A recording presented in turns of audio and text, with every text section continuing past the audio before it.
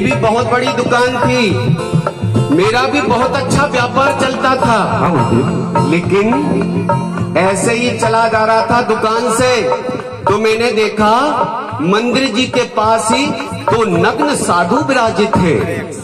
जब नाम पता चला तो एक सुप्रभ सागर महाराज, तो एक प्रणत सागर महामुनिराज सिंहासन पर विराजमान थे। तो क्या हुआ गुरुदेव? शिष्य, ये तो धन व्यापार महल अटारी ये आस पड़ोस सब स्वार्थी है, सब कुछ त्याग दे और यदि तुझे आत्म कल्याण करना है तो मेरी टोली में आजा, दीक्षा ले ले दीक्षा।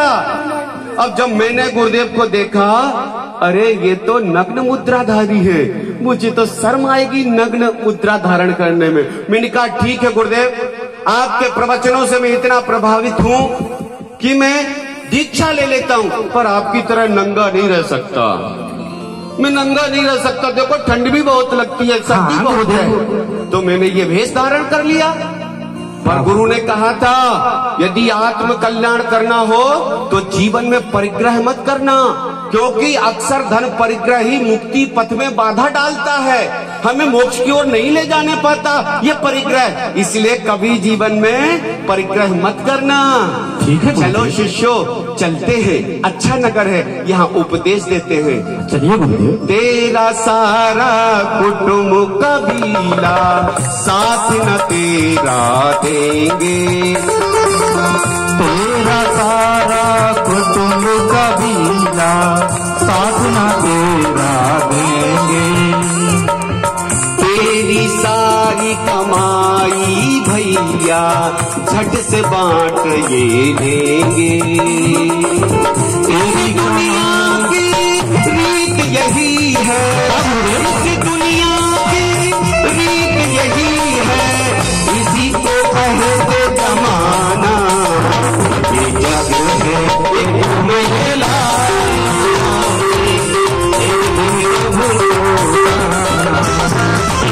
थोड़ा आराम कर लेता हूँ शिष्य, पर मेरी शिक्षा को सदैव याद रखना। नगरवासियों जीवन में कभी परिक्रम मत करना, थोड़ा सा यहाँ आराम कर लेते हैं, इससे थकान हो रही है। हाँ हाँ गुरुदेव, आप आराम कीजिए, हम आपकी सेवा कर लेते हैं। वाह, जब से बहुत सुकून मिला तब से व्यापार छोड़ा, पत्नी छोड़ी, ये राग है ना, ये सबसे बड़ी जड़ है परिग्रह की। राग छोड़ दो तो आत्म कल्याण की बात स्वयं आ जाती है। चलो आगे किसी अच्छे स्थान पर वही भोजन पकाएंगे और भोजन ग्रहण करेंगे। शिष्यों कहिए गुरुदेव। परिग्रह तो हमें इतना भी नहीं करना कि एक वक्त से दूसरे वक्त के भोजन की भी चिंता मत करना। बिल्कुल गुरुदेव, भगवान अपने आप देगा, एक वक्त का काम चला फिर दूसरे वक्त को दूसरी तरीके से भोजन देखेंगे। ठीक है, चलो चलते हैं। गुरुदेव एक चीज और मैं सोच रहा था। क्या बात है शिष्य? गुरुदेव आपके ऊपर ये तिनका कहाँ से आया गुरुदेव? तिनका? हाँ गुरुदेव बताना। ये देखिए गुरुदेव। ओहो हो, ये तिनका लगता है जरूर ये तिनका जहां हमने कुछ देर के लिए विश्राम किया था, जिस घास पर ये तिनका वहीं से चिपक गया। ओहो हो, मुझे तो परिग्रह का दोष लग गया रे। शिष्य वापिस इस तिनके को उसी स्थान पर डाल देता हूँ, तब जाकर मेरे मन को सुकून मिलेगा। चल शिष्य। अरे गुरुदेव कैसी बातें कर रहे हैं, हम यहाँ 4 कोस निकल आए हैं, आप यहीं डाल दीजिए, ये तिनका ही तो है। अरे बुद्धू तू नहीं जानता, तेरे लिए होगा केवल एक तिनका, पर मैंने तो गुरुदेव से यही सीखा था कि एक तिनके का भी जीवन में परिग्रह मत करना। मैं इस परिग्रह को नहीं ग्रहण कर सकता जब तक वापस ना कर दूं इस तिनके को। नहीं नहीं, अरे गुरुदेव हमारे वापस चल। ठीक है गुरुदेव, आप कहते हैं भले ही धूप हो, भले ही हम चलते चलते थक गए हो, पर इस तिनके को यथास्थान जब तक ना डाल दूं मेरे मन को सुकून नहीं। चल से चलते। चलिए गुरुदेव। ओ यही था ना वो तिनके का ढेर? हाँ हाँ गुरुदेव यही था। अब जाके मेरे सर से बोझ उतरा, अब लगा कि मैं हल्का हो गया। लेकिन गुरुदेव हमारे पैरों में तो थकान हो गई। बस कर शिष्य, यदि मेरे साथ चलना है तो ऐसी तो अनगिनत यात्राएं करनी है। मैं फिर भी यही कहूंगा, कभी जीवन में तिनके का भी परिक्रम मत करना। जो छोटे शिष्य तिनके का भी परिग्रह मत करना, ध्यान रखना। चलो। कितने ही राजा महाराजा इस दुनिया में आए। शिष्यों, एक काम करो, अब भूख सी सताने लगी, तुम दोनों जाकर इस नगर में एक वक्त के भोजन का प्रबंध करो। ठीक है गुरुदेव। और मैं इस नगर में जाकर एक वक्त के भोजन का प्रबंध करता हूँ। ठीक है गुरुदेव। याद रखना, कोई ज्यादा दे तो एक दाने का कण भी अतिरिक्त मत लेना, बस एक वक्त के भोजन का प्रबंध हो जाए, बस संतुष्ट हैं हम। दाना नहीं लेंगे गुरुदेव, रुपया पैसा ले सकते हैं। मैंने कहा ना, परिग्रह का बिल्कुल त्याग। जीवन में इतना सा भी परिग्रह मत करना। जाओ तुम दोनों इस नगर में जाकर एक वक्त के भोजन का प्रबंध करो, मैं इधर जाकर एक वक्त के भोजन का प्रबंध करता हूँ। ठीक है। बस एक वक्त के भोजन का प्रबंध हो जाए तो कल्याण हो जाए। छोटे शिष्य, तुम भी इस नगर की ओर जाओ। लाओ, कोई एक वक्त के भोजन का प्रबंध करा दो। अरे इस नगर में एक वक्त के भोजन का दादाजी आप ही प्रबंध करा दो। हाथ जोड़ने से क्या प्रबंध होगा? हाँ, कुछ ना कुछ तो, महान तपस्वी हूं। लाओ, एक वक्त के भोजन का कोई भी प्रबंध करा दो।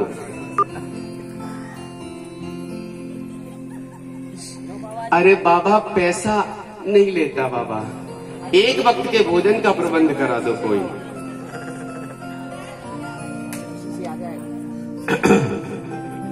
अरे बाबा जी का बस एक वक्त का भोजन हो गया, नहीं चाहिए पंडित।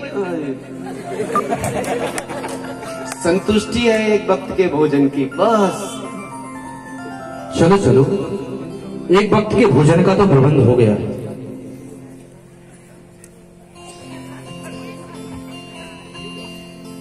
गुरुदेव, हम सभी ने एक वक्त के भोजन का प्रबंध कर लिया। अतिरिक्त दाना भी तो नहीं लिया ना? नहीं गुरुदेव। ठीक है, बस एक वक्त के भोजन का प्रबंध हो गया तो तुम जल्दी से भोजन पकाओ। तब तक मैं, ये कौन महान भाव आ रहे हैं? चलो तब तक हम भोजन पकाते हैं, गुरुदेव विश्राम करेंगे। क्या बात है, हो गया भोजन का प्रबंध तो हो गया। जब अच्छे से माथा टेका तो और अच्छे से टेको, कहो पास की चौकी बैठने लायक बना दो महाराज हमें। कहाँ जाइए? अरे मैंने आज वचन लिया था कि मैं आज दान दूंगा, और मैं इतने दूर शहर से चलकर आया हूँ, इतने दूर से आया हूँ, मुझे कोई भी योग्य व्यक्ति नहीं दिखा, और मुझे लगता है कि मुझे दान देने के लिए यही सही योग्य व्यक्ति हैं। साधु जी, आप मेरे से दान लेंगे क्या? नहीं शिष्य नहीं, मैं रुपया पैसा नहीं लेता, बस एक वक्त के भोजन की मुझे चाह रहती और वो मुझे पर्याप्त मिल गया। अब कुछ नहीं चाहिए, बस एक वक्त का भोजन मिल गया मुझे। नहीं नहीं साधु जी, आपको तो लेना ही पड़ेगा। मैंने वचन लिया था कि आज मैं दान दे के ही रहूंगा। आपके वचन से क्या होता सेठ जी? ये रुपया पैसा साहूकार सेठों को अच्छा लगता है, इस तपस्वी को तो बस एक वक्त के भोजन की चाह है। बस आप जाओ, किसी और महात्मा को देख लेना। नहीं नहीं सेठ जी, आपको तो लेना ही पड़ेगा। लीजिए, अरे लीजिए सेठ जी। मुझे नहीं चाहिए। ले ले ले ले ले ले ले। मैं जा रहा हूँ, वैसे इस पैसे को ले ही लेना। चल ले ले ले ले, मैं जा रहा हूँ। अरे सेठ, नहीं नहीं अरे नहीं, सेठ, ले ले ले ले ले ले। कैसा बुद्धू सेठ है बताओ, गड्डी की गड्डी फेंक कर चला गया, पर इसको पता ही नहीं कि मुझे तो तिनके का भी मैं परिग्रह नहीं रखता हूँ। पर एक बात है, शिष्य भी नहीं है। कभी आड़े वक्त पर जरूरत पड़ी और एक वक्त का भोजन ना मिला तो ये काम आएंगे। मैं रख ही लेता हूँ, कोई देख तो नहीं रहा।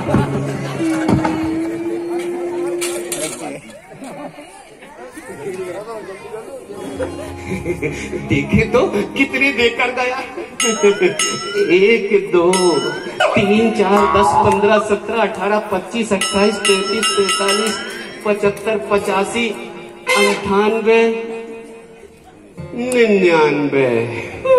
दत्त तेरे का पागल सेठ दे गया गड्डी की गड्डी, और वो भी 99 नोटों की। नहीं, भाड़ में गया एक वक्त का भोजन। अब तो 99 के पूरे 100 करने हैं। 100 शिष्य तो नहीं देख रहे, नहीं देख रहे, 100 करने हैं। अरे जब 100 करने होते हैं तो कुछ तरीका बदलना पड़ेगा। कितने ही राजा महाराजा इस दुनिया, क्या चंद्रमा चमक रहा आपका। हाथ दिखाना, हाथ दिखाना। ओ हो, साक्षात लक्ष्मी का वास है आपके घर। हाथ दिखाना, हाथ दिखाना। हाँ, दूसरा हाथ दिखाओ तो बाबा को। इसमें शनि बैठा है और इसमें तो काल सर्प योग का योग लग रहा। हाथ दिखाना। ओ हो, चिंता मत करो, अभी इस हाथ से शनि को भगा देता हूँ और काल सर्प योग का अभी यहाँ पर समाधान कर देता हूँ। दक्षिणा निकालो जल्दी से, यही 100 करने, कोई देख तो नहीं रहा। जल्दी करो, जल्दी। अरे ऊपर वाला दे दो बस बाबा को, भगवान तुम्हारा भला करे। आओ मंत्र देता हूँ। ओम थाम चिंग। कितने ही राजा महाराजा इस दुनिया में आए। हाथ फेर के चांदमल जी, क्या बात है। हाथ दिखाना, हाथ। हाँ, खड़े होके दिखाओ। आपका हाथ नहीं देखना, आपका तो हमें दिमाग देखना है। क्या बात है, ये कैसे कमी आ गई? आप बताओ कैसे आ गई? सही बात है, मैं अंतर्यामी हूँ, वेद पुराण शास्त्र सब कुछ बता देता हूँ। मैं बता दूं कैसे आ गई? बता दूं? दक्षिणा तो लगेगी, निकाल लो। दक्षिणा के हिसाब से हम भविष्य बताएंगे आपका। से हाथ फेरती है तो बाल बढ़ते हैं, और जब घरवाली प्यार से हाथ फेरती है तो बाल झड़ते हैं। लाओ, शिष्य तो नहीं आ रहा। अरे क्या गिन रहे हो? 10 के पूरे डाल दो। कितने ही राजा इस दुनिया में आए। आहा, क्या बात है। अम्मा जी खड़े हो ना, चलो बैठो। ओ अम्मा जी नहीं, अम्मा जी, हाथ दिखाओ, हाथ दिखाओ। वाह, तुम्हारा बेटा तो एयरपोर्ट इंजीनियर बनने वाला है। हाथ दिखाओ, हाथ दिखाओ। ऐसा प्रखर बुद्धि वाला बेटा, क्या बताऊं। बस एक बाधा आ रही, एक अड़चन है। चिंता मत करो, अभी मंत्र से दूर कर दूंगा। बस थोड़ी सी दक्षिणा लगेगी, यही छाम छूम फट। दिखाओ, हाथ दिखाओ। ये लो, हाँ, हाथ दिखाओ। ओम कोई देख तो नहीं रहा। इकट्ठे कर लेता हूँ। यही में लपड़े थे।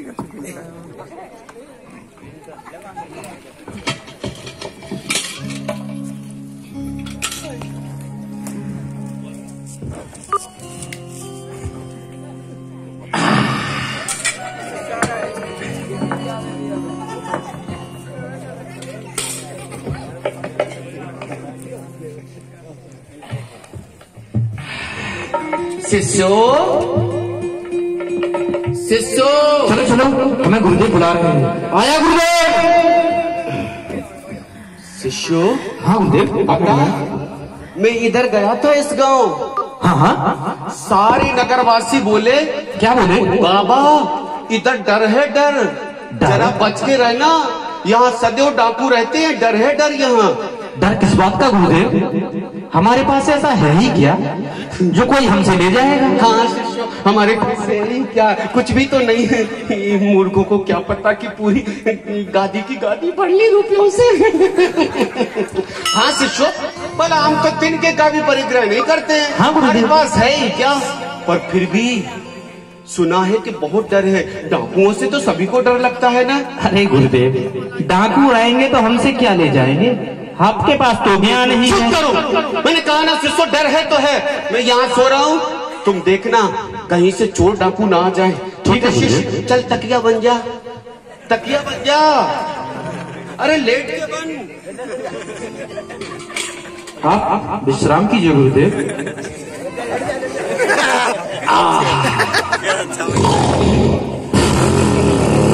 अरे शिष्य, हाँ गुरुदेव। लग रहा है यहाँ से घोड़ों की टापों की आवाजें आ रही। लगता है इधर से चोर आ रहे हैं। अरे नहीं गुरुदेव, आप विश्राम कीजिए, हम लोग पहरा देंगे। और तुम्हें लग रहा नहीं आ रहा है? मुझे तो लगता है इधर से आ रहे हैं चोर। गुरुदेव, आप इस कदर भयभीत क्यों हो रहे हैं? अरे इन मूर्खों को कहाँ पता कि इतने सारे लोग इकट्ठे किए हैं। ये तो कह रहे कलकत्ता भक्कड़ है, हम बाबा है।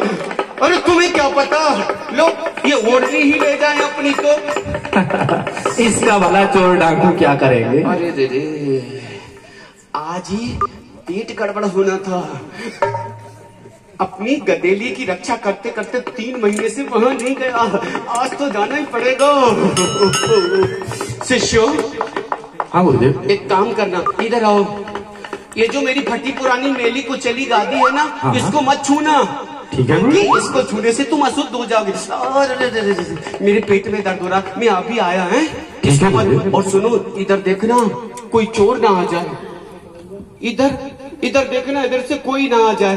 ठीक है। पता 3 महीने हो गए मुझे जागते जागते, नींद ही नहीं आती। मैं भी यही सोच रहा हूँ गुरुदेव कि ना आप सोए ना हमें सोने दिया। अब नहीं चलेगा, अब तो जाना ही पड़ेगा। अरे मित्र, अरे उससे मत छूना। ठीक है गुरुदेव। हमारे गुरुदेव तो एक ही वक्त का भोजन लेते हैं, फिर इन्हें किस बात का डर? अरे तो कुछ समझ में नहीं आता। यही ऐसा तो लगता मैं है सोच रहा कुछ हूँ है। कि आखिर हमारे पास ऐसा है ही क्या जो हमसे चोर चुरा ले जाएगा। गुरुदेव, 3 महीने हो गए यही कहते हुए कि डर है, डर है, डर है। ना तो स्वयं चैन से सोते हैं, ना हमें चैन से सोने देते हैं। जब देखो तब वे अपनी इस गादी को सीने से लगाए रहते हैं। हमें तो लगता है कि इसी गादी में कुछ डर है जो गुरुदेव हमसे कुछ कह नहीं पा रहे हैं। सही कह रहे हो। क्यों नहीं इसको खोल कर देखें? परंतु गुरुदेव मना करके गए हैं। नहीं, अपन को देखना चाहिए। चलो तो देख लेते हैं।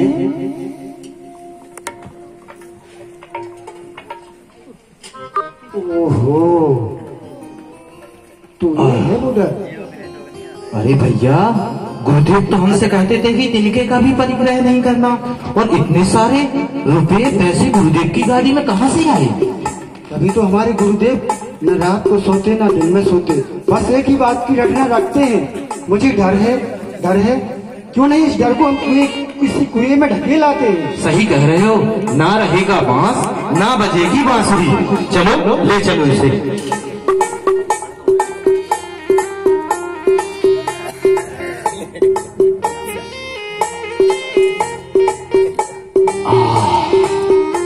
चलता को किसी भी प्रकार का डर नहीं होगा। चलता हूँ। आ गया फिर 6 महीने के लिए फुर्सत। शिष्यों, हाँ कहिए भीतर गुरुदेव। से कोई आया तो नहीं था? नहीं गुरुदेव, भीतर से कोई आया तो नहीं यहाँ था? से भी कोई नहीं आया गुरुदेव। चलो अच्छा रहा। इसको तो नहीं छुआ ना, वो गंदी मेली को? नहीं गुरुदेव, वैसे ही बदबू आ रही है उससे। हाँ, मैं बताऊं शिष्यों, मैं उधर भी गया था तो उधर भी लोग कह रहे थे बाबा जी बचकर रहना, रात में जागते रहना, बहुत डर है, डर। गुरुदेव, अब कोई डर नहीं। क्या कहा शिष्य? अब कोई डर नहीं? गुरुदेव, अब कोई डर नहीं है। अरे मूर्ख कैसे कह रहा डर नहीं है? मैं सुन के आया हूँ कि डर है, डाकू लुटेरे यहाँ से आते जाते रहते हैं।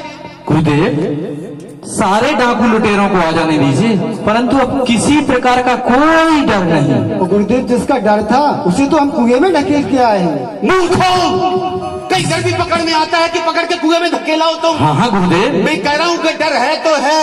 नहीं गुरुदेव, बहुत डर है। इस डर को तो हमने पकड़ लिया और जकड़ भी लिया और लेकर कुएं में फेंक दिया। कैसी बातें करते हो? कहीं गड़बड़ तो नहीं हो गया मेरे? देख लो।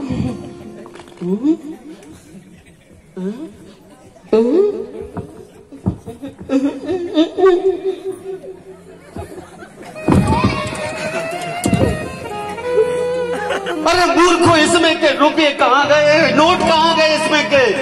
अरे गुरुदेव, आप ही तो करते थे, यही तो डर का कारण था। गुरुदेव, इसे हमने गहरे कुएं में फेंक दिया है।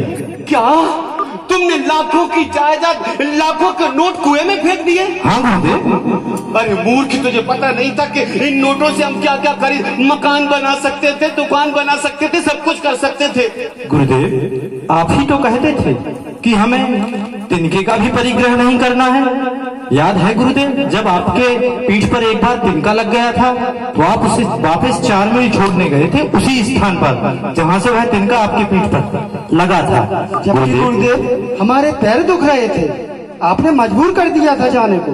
और गुरुदेव, इस परिग्रह के कारण ही आप ना 3 महीने चैन से सोए, ना हमें सोने दिया। यही तो डर का कारण था गुरुदेव। यही सब छोड़कर तो हम आए थे, और फिर हम इसी में संलिप्त हो गए गुरुदेव। वाह शिष्यो वाह, अब मुझे पता चला कि परिग्रह सारे परिग्रह की फसाद है। अब मैं जाना सचमुच शिष्यो, जब से ये मेरी झोली खाली हो गई तब से ना तो यहाँ से डाकुओं की आने की, घोड़ों की टापें सुनाई देती, और ना यहाँ से किसी बात का डर लगता। और जब तक ये रुपए पैसे मेरी झोली में थे तो लगता था ये डाकू, ये लुटेरे आ रहे, पीछे से मुझे ये छीनने आ रहे। वाह शिष्य वाह, मैं जान गया, मैं समझ गया कि अक्सर यही धन परिग्रह मुक्ति पथ में बाधा डालता है। जरूरत से अधिक जो सामग्री एकत्रित करता है वह इसी तरह जीवन अपना इसी में फंसा के नष्ट कर देता है। अरे शिष्य, तुझे गुरु कहूं या तुझे चेला कहूं, तू मुझे सदमार्ग पर लेकर आ गया। हमें शिष्य ही रहने दे गुरुदेव। आज पता चला कि फांस तनकसी तन में साले, चाहे लंगोटी की दुख भाले। ये लंगोटी ये चुभने लगी रहे। नहीं नहीं, अब इन वस्त्रों को भी त्याग कर सुप्रभ सागर और प्रणत सागर महाराज के चरणों में चलता हूँ और दिगंबरी दीक्षा धारण करूंगा, तभी इस परिग्रह से पार पाऊंगा, तभी ये परिग्रह पूर्ण रूप से छोड़ पाऊंगा। क्योंकि ये तन पर वस्त्र रहेंगे तब तक परिग्रह में सताता रहेगा। चलो तीनों चलते हैं और मुनिराज के श्री चरणों में दीक्षा का निवेदन करते हैं। चलिए आओ चलते हैं। ये जग है एक मेला, यहाँ से एक दिन सबको जाना। ये जग है एक मेला, नमोस्तु ईश्वर, नमोस्तु भगवान। मैं जान गया परिग्रह का चक्कर, हम भी परिग्रह छोड़कर आए हैं, बस आप अपनी शरण में ले लो, हमें भी दीक्षित कर दो तो हमारा कल्याण हो जाए और इस सोरई नगर में हम लोगों का नाम लिखकर इतिहास रच जाए। नमोस्तु भगवान, नमोस्तु भगवान। किसी भी पल में वैराग्य उपज सकता है,